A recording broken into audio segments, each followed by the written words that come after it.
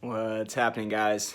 Kenny with In the Pocket, and today I've got another On My Mind video. And today I'm going to be talking about this knife, Benchmade 940 S30V, and then this knife, which is the Chaparral with XHP. And also one more, there's going to be the Spyderco Police 4 in K390, but I don't have that knife with me right now. That one stayed with Kurt, and then also is going to be passed along to Steve for some testing. And so going right into this, I'm going to flip the camera around like I did last time, and we're going to talk about the findings that Kurt had on these three knives. And then I'm going to talk about what's coming next. I'm going to talk a little bit about where this is all going, and that's pretty much it. So I'm going to go ahead and flip it around. All right, so here we are. I got the two knives here. Also have my iPad up with the Knife Steel app, and then I have my readings here. These are all the findings with the PMI gun. So just to preface this, because I know last time I talked about how I couldn't see carbon on the element sheet, and that's because, as most of you guys know, and you might have seen in the comments, those elements, lighter elements, are not found by this PMI gun, and also carbon is not found by this PMI gun because the carbon gets caught up in forming carbide, so it doesn't see it. But there are PMI guns that do get that reading, but they're much more expensive and they do not have as consistent, I believe they're not as consistent with the findings. So yeah, so it's not a big deal. And if we really just do the, if you do the math, you can almost see what's left. And it comes close. I did do some of them and they did come close. So you can kind of figure out where the carbon would be. But so going right into it, what I'm going to talk about first is going to be the 940. And as you guys probably know from the last video, you guys can probably guess that this is the knife that I was kind of disappointed with. Sorry if I ruined it for you guys here. Just going right into it, first things first, I'm going to go ahead and bring the element chart in. As you can see, the Benchmade 940, it has two different element charts.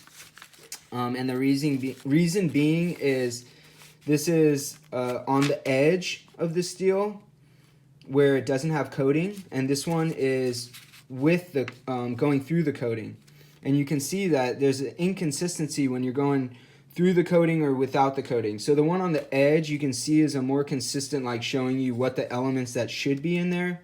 Whereas over here you can see some of the elements that should be in here in the steel are masked, and some of the elements that shouldn't be in the steel are present on this, and it's because of the coating. For instance, you have Cu, which is copper, and on this one you can see it's not in the steel. That's actually on the coating. So copper could be in the steel, but it's not on this. I don't think S30V has any copper, so yeah, so that would not be in the steel.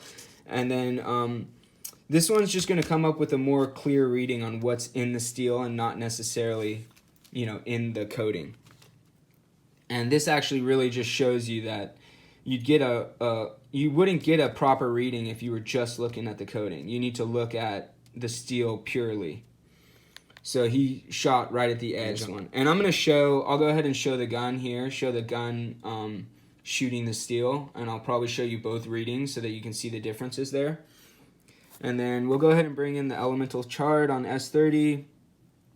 We got 10.10 to 0.40 in wolfram, which is tungsten. And then on the edge, we don't have any tungsten on the reading here. So that's interesting. I wonder what that's about. I mean, 0.10 or 0.40 is not a lot of tungsten, so having 0 here it's not, I guess, that detrimental, but kind of weird, a little weird to me. And then vanadium.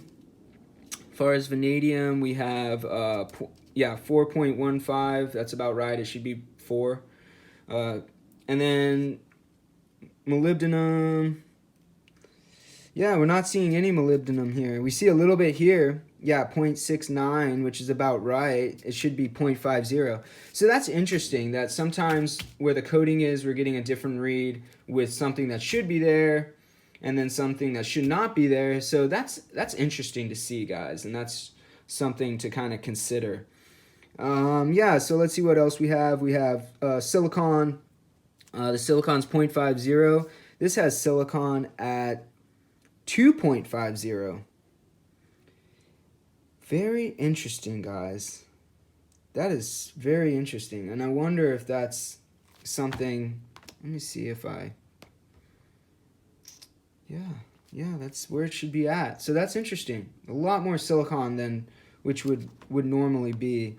And if we look here, if we look at the elemental chart, you can see what silicon does. It's really just helps with the annealing process. I'll show you guys. Contributes to strength like manganese, so it deoxides and degasifies the oxygen from the steel. So when they're annealing the steel, as the steel cools, oxygen is released from the steel, and elements like silicon and manganese, and I think other elements like cobalt help with this as well.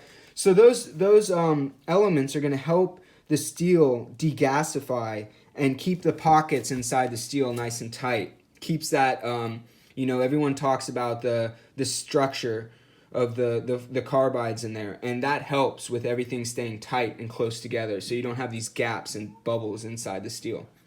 So yeah, so the silicon is way higher than it should be. The chromium is pretty much on target. I mean, 13.89. It's supposed to be 14. Over here you got 14.72. So maybe something in the middle there. You'd have just right on, and then. Yeah, we saw the molybdenum already. The irons, obviously taking up the rest of the space there. But yeah, so we're missing a few elements, which is a little weird, but not crazy. There is a little bit of nitrogen in S32, which I'm not seeing here. I don't see any nitrogen. But that might be a lighter element too. I don't see it here, actually. So maybe nitrogen is one of those lighter elements that doesn't show up in this testing. But yeah, so close, but not exactly what it should be as far as the elements go in S30. And then I'll go right into showing you what the HRC reading on this was, guys, which as I move this paper, you will see, yeah, 57.7 HRC, guys. And we definitely know that is under what you would expect. I think they call out 58 to 60. I'll probably put that on the screen right here. And that's disappointing, guys, to say the least. Now, the one thing I'll say is in sharpening this steel, this is where, guys, I just had a really in-depth chat, discussion, typing, not discussion as far as talking to these guys, but on, we have a really fun chat group on Instagram where a lot of our channels talk to each other. And we were just talking about how steels, HRC is only part of the story, guys. And if something's HRC tested, even if it's maybe lower than another steel, that steel still could perform better if the grain structure is done better. So even if this is 57.7 HRC and something like this is 58.5, in sharpening these two knives, I don't know what this is yet, guys, and this is going to be going out this week to Kurt to see what this S30V is at. But what I noticed in sharpening these two knives is that this S30 feels softer. I don't know if the HRC is going to come up lower because 57.7, man. If this comes up lower than this knife, then man, I'm gonna have to have words with Spyderco. But yeah, this feels softer in sharpening than this. I don't know if it's something with how the annealing process went, but what we were discussing in that group and what we're noticing and what we all need to keep in mind is that the HRC number is just part of the story. It doesn't tell you all of what's going on with the steel. when that grain structure comes together, the grain structure isn't going to give you the HRC number. That's just how hard the steel is. That grain structure also matters. And if this is a tighter grain structure, it's going to feel harder. It's going to hold the apex longer than something like this, even if it's at a higher HRC. So there's an element of that you guys have to consider, is that HRC is only part of the story. And this knife still, when I was sharpening this, it still feels and holds an edge a little bit longer than this knife in use, from what I've noticed. Although this knife is much easier to sharpen, and it did come up really sticky. This S30 comes up really sticky in sharpening. So they both do. This one comes up really sticky too. It sharpens nicely, and the burr comes off nice and everything. So even at 57.7 HRC, I feel like it was annealed properly, even if it wasn't, didn't go to the highest HRC possible. It still was annealed properly, and it still got tempered properly, probably. I don't know why this one feels softer and stuff, but we're going to do some testing on that and see if the HRC comes up lower than 57.7. And I'll probably sharpen both knives again and feel that. Maybe send both knives to Steve and see which one performs better for him and how he feels sharpening them. But yeah, we got a lot of stuff going on right now with these HRC tests, and just a lot of stuff's getting mixed up here. So we need to keep in mind all the elements of this testing and all the elements of heat treating, for sure. So I will show a picture of the knife being tested. This is the knife that was tested. You guys see there's the dimple. So yeah, it was this knife that was tested, and it did come up low, guys. Not stoked. This is my knife, and you guys well know this knife, and this blade's most definitely getting sent back to Benchmade now. And I'm going to show them, hey guys, can I get one that's heat treated properly, please? No, I'm just kidding. But yeah, I'm definitely going to mention to them what we found in the HRC testing, and that's unacceptable. Unacceptable, guys. That really is. I'm sorry. These are expensive knives. We should be seeing like a little bit more attention to detail as far as heat treating goes. So yeah, so we'll move right along from that. I know I spent a lot of time on that knife. It's very disappointing. So let's go ahead and move on. We did already see the HRC. Oh, I didn't want you guys to see the HRC. But anyways, the Spyderco Chaparral will be next. And you guys did see I had the XHP up last time, but I'll go ahead and bring it back up, and we'll see what the elements. Right now I'll just show you the gun shooting the knife, and you'll see what the elements came up on that. And then we'll go ahead and look at the element chart here and see it's in line. Molybdenum, we got 0.8. They got 0.913, so that's right. A little higher, which is good. It's fine. Wolfram. So we have wolfram in here. 0.08, which is relatively, I mean, that's barely anything in there. But yeah, we do have a little bit of tungsten, which it doesn't necessarily call for in the recipe. It does have a little bit of copper, which is not called for, but it's very trace amounts here, guys. Very, very trace amount. Very small amounts. So nickel does have a little bit of nickel. It says 0.43. It's supposed to have 0.35. That's about right. And then again, here's the manganese. The manganese is at 0.56, which should be at 0.5. So that's right on. Vanadium, there is a little vanadium in there. And vanadium should be at 0.45. It's at 0.53. So it's just above, which I've been finding is pretty much on par. Yeah. So then the molybdenum, like I said, it's a little above. So that's it. Very simple steel, guys, in XHP, and that's why it's just a little extra. Like, I feel like that gives it a little extra, like Steve talks about when you have a PMI system, PMI. When you have like a simpler steel done with the powdered metallurgy process, when you do that, it's almost like you can really see the steel's like how it affects it, because you get even a finer grain structure in a simple steel that already had a fine grain structure. So it really comes to life. So yeah, elements all seem to be lining up really well. And then I'll show you guys the blade being tested right here. And then you guys will see the dimple on this steel where that was tested. And as you saw on the picture, we got 62 HRC, which is higher than my the Ultimate Hunter, guys. Nice, Spyderco. Really well done on this XHP. And I did notice it in sharpening. This thing was took a really keen edge, took a really nice polish. Let's see if I can show you guys. Really nice polish. Burr came off exceptionally well. It just really, this steel really showed, and the keen edge it took and just held for a long time. Really nicely done. And Taiwan, guys, here we go. Taiwan is showing that it knows what, they know what they're doing for sure. Really nicely done, guys. And Spyderco impressing me at your Taiwan factory. But let's get it all back to America here, guys. I know that we have had some really nice HRC testing with some of their sprint runs and stuff. So just want to see a little bit more attention to detail on their basic steels. I say basic, but S30 is not a basic steel.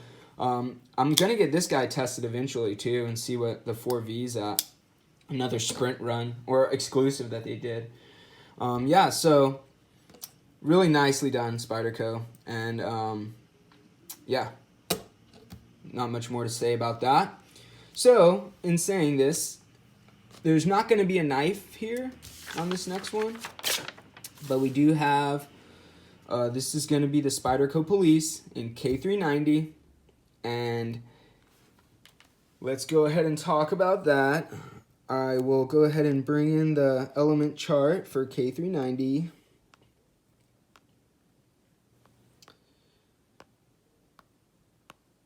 You guys probably saw this. If you did see my toughness test, I did have my Police 4 in that test. So let's see. So molybdenum, we got 3.87, which is a lot of molybdenum, guys. And yeah, 4 is what it's supposed to be at. So that's pretty good. We're close. Not above it, but close to it. Wolfram, we've got 1.122. It's supposed to be at 1. That's pretty good. Cobalt, 2.028. Cobalt's supposed to be at 2, so that's right on. Of course, the iron.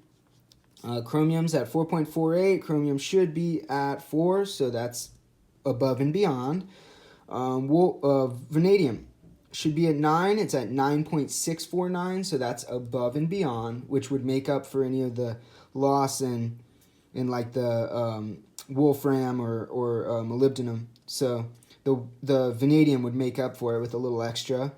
And then yeah, we have sulfur, a little bit of sulfur there, which we got a question mark, so that could be there or not. Sulfur does a few different things in steel. It can also weaken the steel, so sulfur's, you don't necessarily want it, but it can be there, and it's okay in small amounts. And then the silicon's at 1.164, which it should be at 0.55, so a lot more, double the, sorry guys, yeah, sorry about that. So double the silicon that should be there. So yeah, the elements seem to be lining up pretty good, and for the most part, that seems awesome. And next, we'll get to see the HRC that it was found to be at, which I am going to say, again, Japan has pleasantly surprised us. 65.5, guys. That is badass. Go ahead and put the picture of the knife being tested there by the HRC tester, and then I'm going to tell you guys that I am absolutely blown away, thankful that Spyderco has taken K390 to this point. I did notice in the sharpening of it, man, it sharpened nicely. The burr came off so cleanly. just excellent steel, guys. And I do love the K390. That's why it's so hard for me to get rid of this Police. Even though I do kind of personally like the military a little better, but the K390 is just, breathtaking, guys. Awesome. And at this hardness, that's really going to come to life. It's actually higher than what you, like, some of the steel charts would tell you to go. I'll put that on the page right now. I think it says from like 58 to 64. This is at 65.5, guys. I know when they tell you those basic ideas, it's more for like industrial use. And when we're talking about cutlery and a knife blade, you could probably take it to higher. So that's where they went here, and excellent. Really well done. And even in the toughness test, I know guys, they think like, oh, it gets so hard that it's going to get brittle. You guys, if you saw my toughness test, the K390 performed amazingly, almost to the par of like something like Crewware, which Crewware is a much, simpler steel that's going to have a better toughness, where K390's edge retention's like, it's up there with S110, but you saw in that it performed like just so well as far as toughness goes compared to the S110, and just to have the edge retention like that, but have the toughness as well, it's really impressive. And just really blown away by the K390 on that Spyderco Police. And that's in Seki City, guys. Again, we're talking Seki City. And, Seki City and Taichung are doing an excellent job with their heat treat as far as what we're seeing. And I just want to see that consistently happen. I almost want to see what a Chaparral, because that is S30V. I almost want to see maybe like if I could send this to Kurt, and then we see like a Chaparral sent to Kurt, and see if Taichung factory does the S30 at a higher HRC than the Golden Colorado. I would love to see if that was the case. But yeah, guys, really impressed with the K390. Really impressed with just Spyderco in general on this one. Getting to 62, And just so you know, guys, I'm going to show you what the next batch is going to be. We got the Spyderco S30. Yep. I want to see what this 20 CV is at, to see how it compares to my 940 20 CV. And I think last but not least, what was going to be the other one? I had it planned.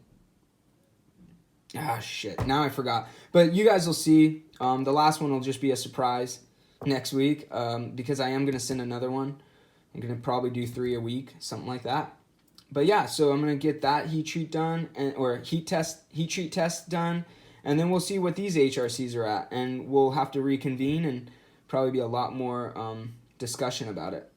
I'm going to flip this around and have a conclusion.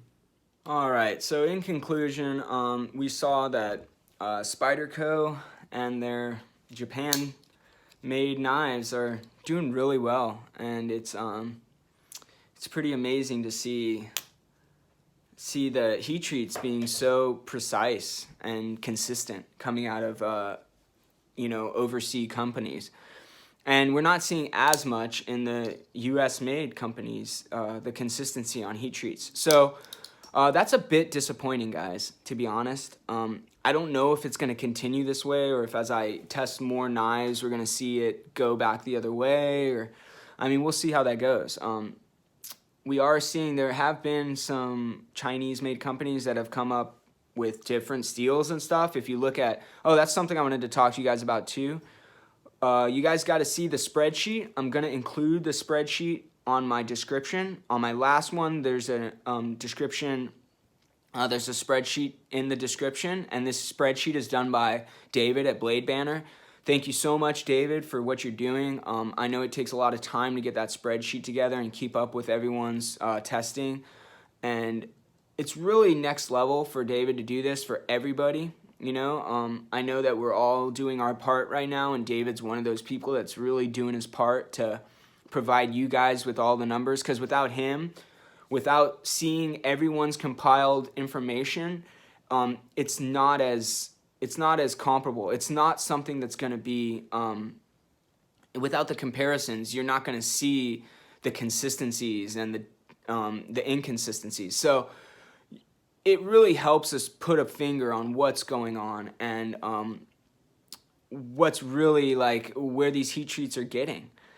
And it's just really great of him to do that. And you guys check out that spreadsheet. It's really nicely done, and he compiles everything nicely. So check that out, and hopefully I get this one on that spreadsheet as well and have more coming, guys. So thanks for watching. Thanks for your subs and comments and all that, and I will be back soon. And I think there's going to be a lot more about these steels coming up shortly. So thanks guys. Later.